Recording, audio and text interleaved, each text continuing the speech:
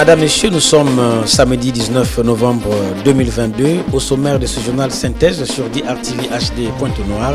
Lancement officiel de la campagne de distribution gratuite des moustiquaires imprégnés d'insecticides à longue d'action dans le département du Kwilu, puis le point de presse organisé par le président du conseil d'administration de l'école africaine de développement à Pointe-Noire. Mesdames et messieurs, bienvenue à tous.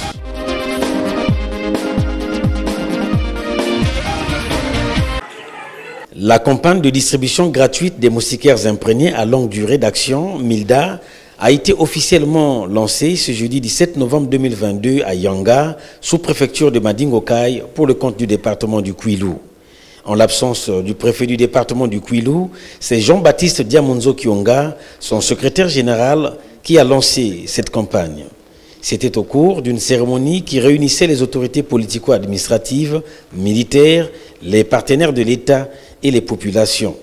Le sous-préfet de Madingokai dans son mot de bienvenue. La cérémonie qui nous rassemble ce jour consacre la mise en pratique de la politique sanitaire de son Excellence Denis Sassou Nguesso, énoncée dans ce programme de société Ensemble poursuivons la marche. Pour ce faire, je voudrais, au nom des populations en mien propre, vous exprimer particulièrement mes salutations chaleureuses et une cordiale bienvenue à vous, le secrétaire général, à toutes les autorités politiques et civiles et militaires, et sans oublier la population de Yanga qui reçoit ce jour. Il est prévu la distribution de 1487 ballots, soit 74 374 MILDA pour la protection de 117 440 personnes dans le département du Kwilu, a relevé le docteur Chantal Portela, directrice départementale des soins et services de santé du Kwilu. C'est dans ce cadre qu'il est prévu dans le département du Kwilu, durant tout ce mois de novembre 2022, la distribution de 1487 ballots. L'objectif de cette campagne est de couvrir au moins 90% des ménages du département, et ceci n'est possible que par l'implication et l'engagement de tous. C'est ici l'occasion de remercier toutes les autorités politico-administratives se sont engagés le 4 octobre 2022 à contribuer à l'amélioration de la santé de la population du Kwilu en ce qui concerne la lutte contre le paludisme et singulièrement pour la campagne de distribution de masques de MILDA. Je ne saurais terminer mon propos sans formuler de vœux de gratitude au gouvernement de la République ainsi qu'au ministre de la Santé, M. Gilbert Mukoki, président du comité national de coordination qui pilote de main de maître cette campagne de distribution de MILDA au niveau national et dont le leadership guide notre système de santé. Le premier ménage pouvait ainsi recevoir des mains du secrétaire général du département ces moustiquaires imprégnés.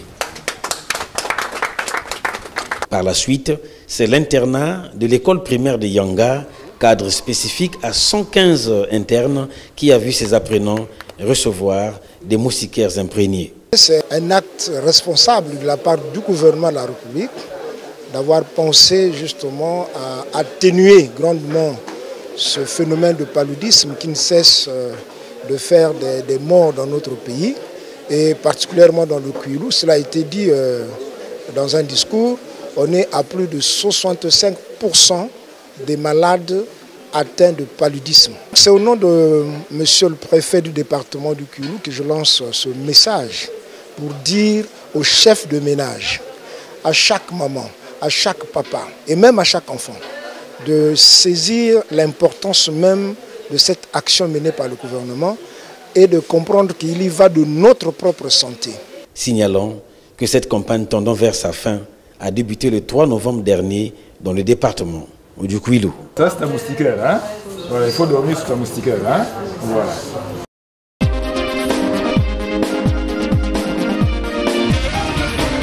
Les options qui sont créées à l'EAD sont créées pour deux raisons. La première raison, c'est d'abord apporter la satisfaction aux besoins exprimés par des entreprises. Vincent Madjou, président du conseil d'administration, promoteur de l'école africaine de développement EAD en sigle, soucieux des difficultés que rencontrent les élèves bacheliers de Pointe-Noire pour poursuivre leurs études dans les universités, a organisé ce vendredi 18 novembre 2022 un point de presse pour livrer un message d'espoir aux élèves et aux parents d'élèves. Nous savons tous que la rentrée académique 2022-2023 a déjà eu lieu à l'EAD, Le 10 octobre pour les premières années, le 10 novembre pour les deuxièmes années, le 6 décembre pour les troisièmes années, et s'en suivra celle des cours du soir, le 5 janvier 2023. Le groupe EAD a constaté qu'il y a beaucoup d'élèves admis au baccalauréat, général et technique, à l'intérieur du pays, qui n'accèdent pas aux études supérieures, même quand ils bénéficient des inscriptions dans les universités publiques qui sont pour l'instant à Brazzaville. Plusieurs facteurs sont à l'origine de cette situation, parmi lesquels la situation sociale des parents. C'est en cela que, dans le cadre de la politique sociale de notre groupe, nous invitons tous les élèves et les parents qui sont dans cette situation de se rapprocher de nos directions, l'EAD à Brazzaville et l'EAD à Pointe-Noire. Parce que nous avons des approches de solutions que nous pouvons aborder ensemble avec eux, c'est-à-dire avec les parents et avec les bacheliers qui sont encore à la maison. Devant la presse, Vincent Mazou a fait valoir les nouvelles stratégies de la politique sociale de son école. Les solutions sont au cas par cas. Tout le monde n'est pas dans la même situation. Certains n'ont pas la bonne information. Les gens analysent les affiches que nous mettons à leur disposition. Ils voient le montant mensuel qui est élevé. Je prends un exemple. Un enfant qui veut s'inscrire en maintenance industrielle, il verra que sur le montant, on a mis 50 000 francs le mois. Pour le parent, il dira que c'est beaucoup d'argent. Si par exemple c'est un commerçant, il évolue dans le marché, il va dire que c'est beaucoup d'argent. Mais s'il vient ensemble, nous allons trouver des solutions. C'est-à-dire, au lieu de payer les 50 000 francs à la fin du mois, pour celui qui évolue au marché, lui, il n'a pas de fin du mois. Lui, c'est tous les jours qu'il fait ses recettes. Nous allons négocier avec eux. Ils peuvent payer petit à petit. Ils peuvent venir payer par semaine, par jour. Ça dépendra que du parent. C'est à lui de bâtir des stratégies, de voir comment faire. En fait, nous sommes là pour apporter la lumière, pour les amener à comprendre que même si on a mis 50 000, n'attendez pas la fin du mois pour venir payer les 50 000. Parce que dans le mois, vous pouvez avoir d'autres situations qui pourront vous amener à utiliser cet argent. Or, mais si vous venez chaque semaine verser un peu, évidemment, vous allez être capable d'honorer cet engagement. EAD, 20 ans d'existence, reste au service des apprenants dans le but de répondre aux exigences du gouvernement de la République pour contribuer à l'essor du système éducatif congolais. C'est que j'ai acheté comment ?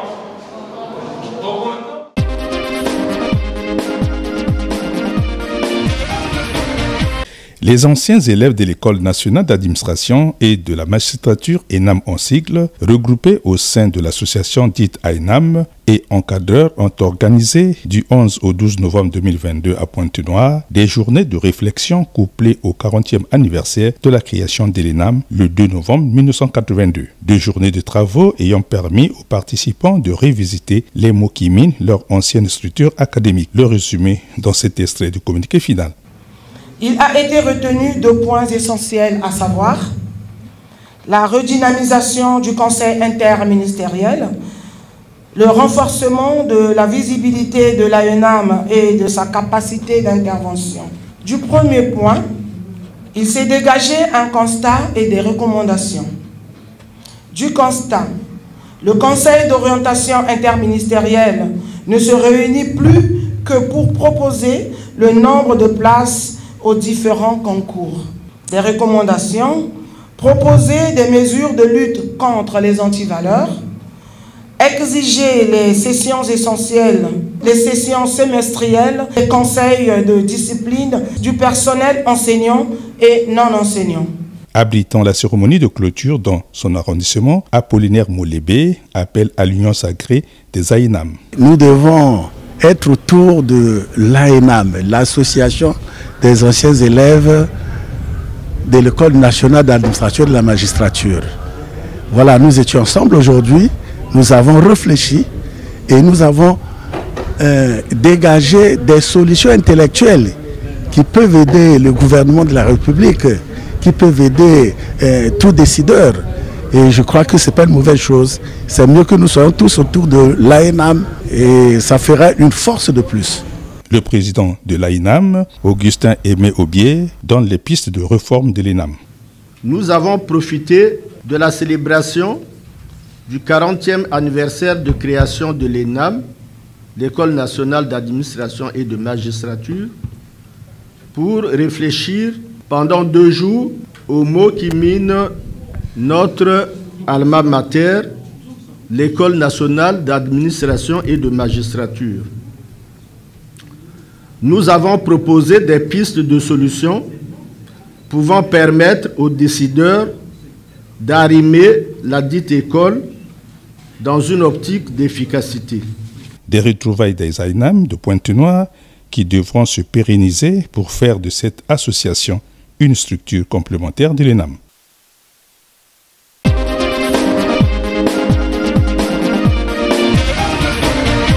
Tu n'as pas mal quelque part.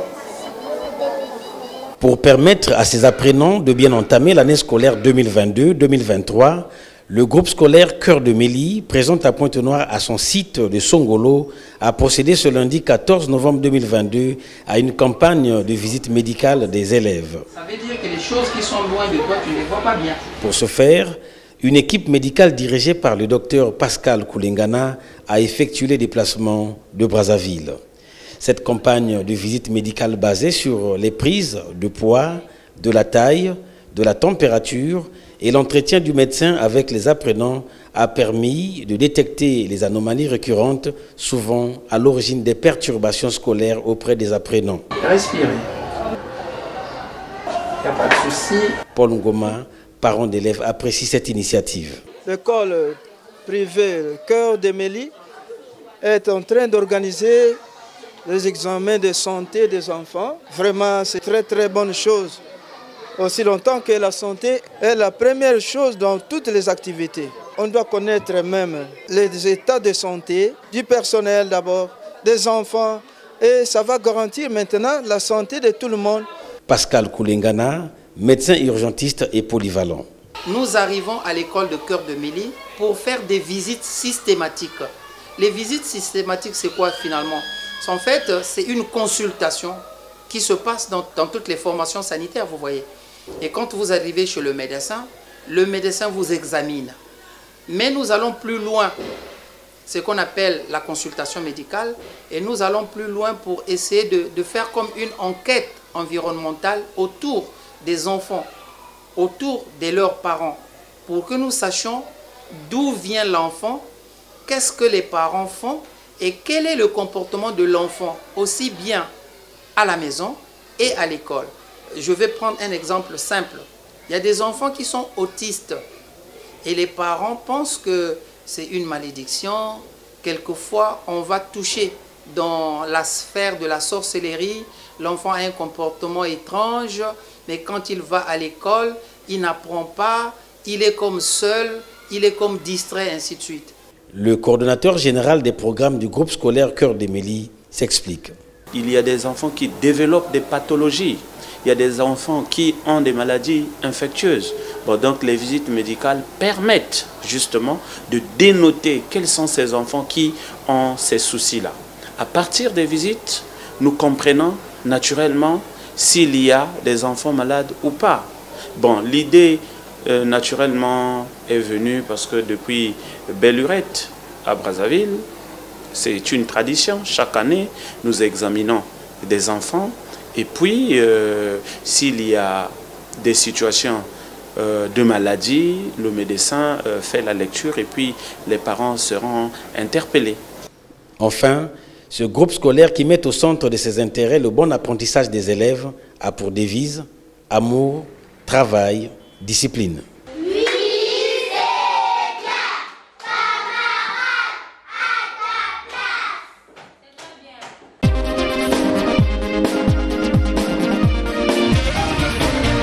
Borsini, frégate italienne de 1512 tonnes, a fait une escale au port autonome de Pointe-Noire ce dimanche 13 novembre 2022. Aussitôt accosté, son équipage conduit par son commandant Corso Carlo a salué les officiels et a passé en revue les troupes de la marine congolaise arrivées pour son accueil.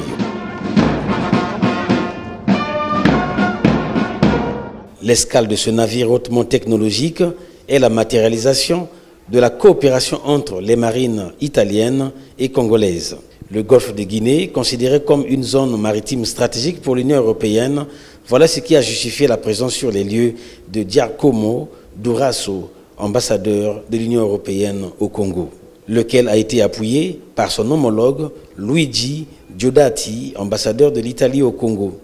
La présentation du navire a donné l'occasion aux invités de comprendre les caractéristiques de la frégate italienne Borsini.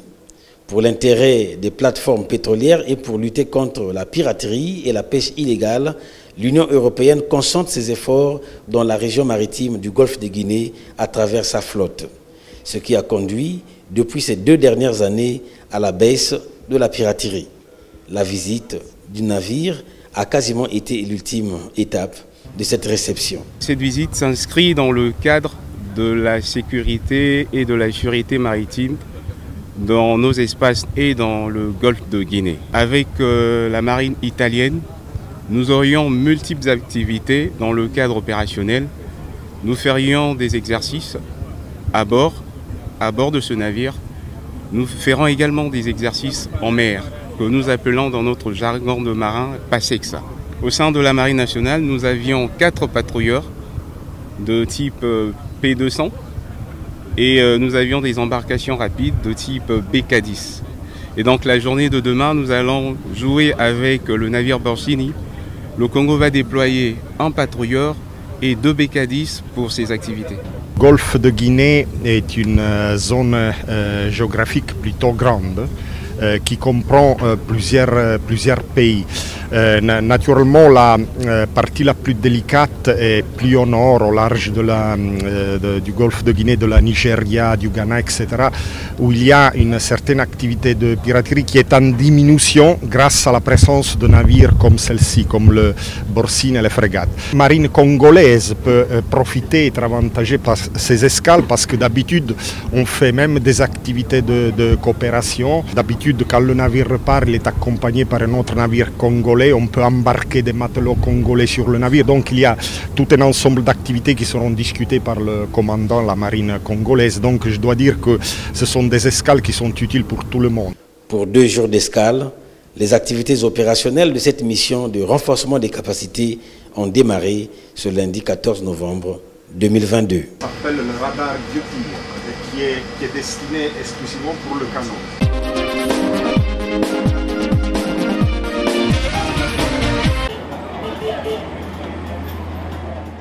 C'est en se référant au triple unité, cohésion, discipline que les militants, cadres et sympathisants de la Fédération Parti congolais de travail de Pointe-Noire ont commémoré ce jeudi 17 novembre 2022 l'an 15 de la disparition d'Ambroise Edouard Noumazalaï. Commémoration inscrite pour honorer la mémoire de cet ancien secrétaire général du Parti congolais de travail, premier ministre de la République de 1966 à 1968. Cérémonie a été patronnée par Théophile Ilobakima, secrétaire fédéral chargé à l'organisation et à la mobilisation du Parti congolais de travail Pointe-Noire. Une commémoration ponctuée par la brève évocation sur la personnalité de l'ancien secrétaire général du Parti congolais de travail. Pour que nous soyons unis, disciplinés, cohésifs dans nos rangs, le débat n'est pas exclu. Bien au contraire. Et le camarade Noumazalaï aimait le débat. Le débat doit avoir lieu à tous les instants et c'est ce que répètent à Hu et à Dia nos actuels dirigeants du parti. L'échange militant dégageant des témoignages du quotidien politique d'Ambroise Edouard Noumazalaï.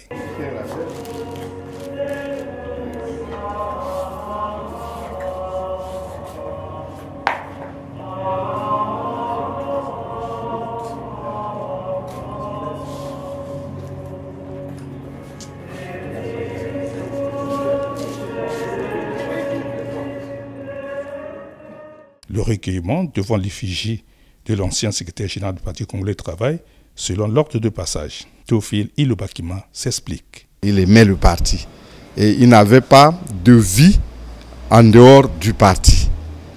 Et nous avons retenu beaucoup de choses, dont l'unité du parti. Et c'est pour ça que nous avons dit que lui, pour consolider l'unité du parti, c'était le dialogue permanent. Et il écoutait les militants sans distinction de grade, d'ethnie. D'abord, il ne connaissait pas ça. Ce que ça veut dire ethnie, il ne connaissait pas ça. Donc, il traitait avec tous les membres du parti sans tenir compte de leur rang. Né le 23 septembre 1933 à Brazzaville, Ambroise Edouard Noumazalaï reste une bibliothèque politique du Parti Congolais Travail qui s'est brûlée le 17 novembre 2007 à Paris, 8e en France.